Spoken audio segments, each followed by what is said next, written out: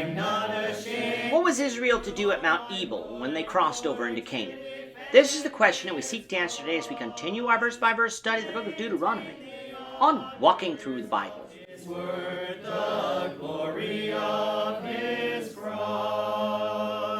If you have a Bible with you, turn to Deuteronomy 27. We're going to be reading from verses 1 to 10.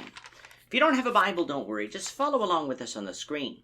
The version that we'll be reading from is the New King James Version. So Deuteronomy 27, beginning of verse 1. Now Moses, with the elders of Israel, commanded the people, saying, Keep all the commandments which I command you today. And it shall be, on the day which you cross over the Jordan to the land which the Lord your God is giving you, that you shall set up for yourselves large stones, and whitewash them with lime.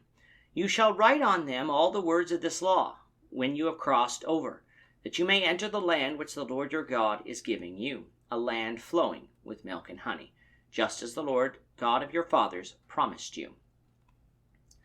Therefore it shall be, when you have crossed over the Jordan, that on Mount Ebal you shall set up these stones, which I command you today, and you shall whitewash them with lime.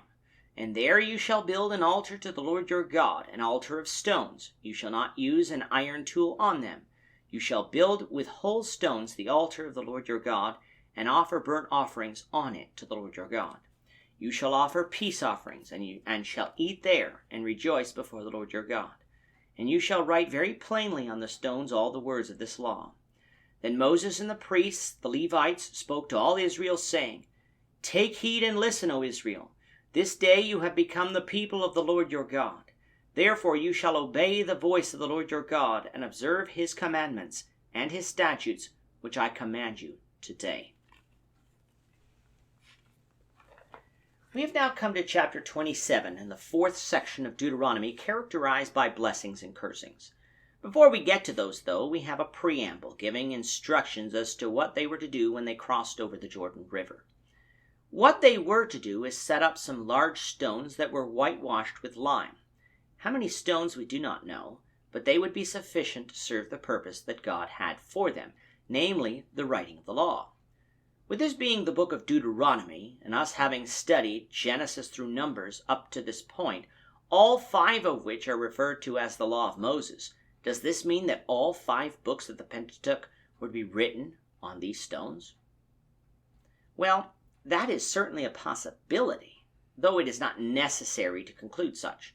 The stories of Jacob and Esau, though found in the Pentateuch, are not law. Neither is the story of Joseph in Egypt. God could have simply been saying that he wanted the law portions of the Pentateuch written on these stones, or simply the book of Deuteronomy. Since we don't have the stones today, we cannot really make a firm conclusion. But whatever was commanded, Israel knew what was expected and fulfilled what was expected in Joshua 8. Now, why would God want these pillars erected in the first place? Well, remember, Moses is writing the books of Genesis through Deuteronomy from the time Israel left Egypt until then.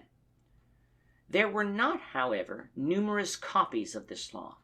When Israel had kings, the kings were to make more copies, but the fact remains that each household in Israel didn't have a copy of the Pentateuch in their house like we have Bibles today. And so God, having the law displayed in such a public fashion, would enable the Israelites to be able to know what it said without having to travel to the tabernacle. The location of these stones was to be at Mount Ebal. From chapter 11, we know that it would be at Mount Ebal that cursings would be pronounced by the people upon entering Canaan. Why would God select this place and not Mount Gerizim, where blessings would be pronounced? Some have posited that it was because the New Testament describes the old law as a curse due to the fact that it cannot remit sins, and so placing a copy of the law here would be fitting. And while the New Testament does say that, and the supposition would thus make sense, God didn't say that that was the reason for placing a copy of the law here, so we need to be careful that we don't allow our suppositions to become set in stone conclusions. Along with the stones, Israel was to erect an altar to God. This altar would be made of whole stones and wouldn't be fashioned with iron tools. This instruction is the same that we studied back in Exodus 20:25. On this altar, burnt offerings and peace offerings were to be offered to God. Now this raises a question. Didn't the Israelites have the altar of burnt offering in the tabernacle? Why didn't God just have them use that? Well, as we're going to see later on in our studies of the Old Testament, God from time to time would authorize that an altar be built for a specific purpose that would be separate from the altar in the tabernacle or temple. And when God authorized it, there was nothing sinful or wrong about it.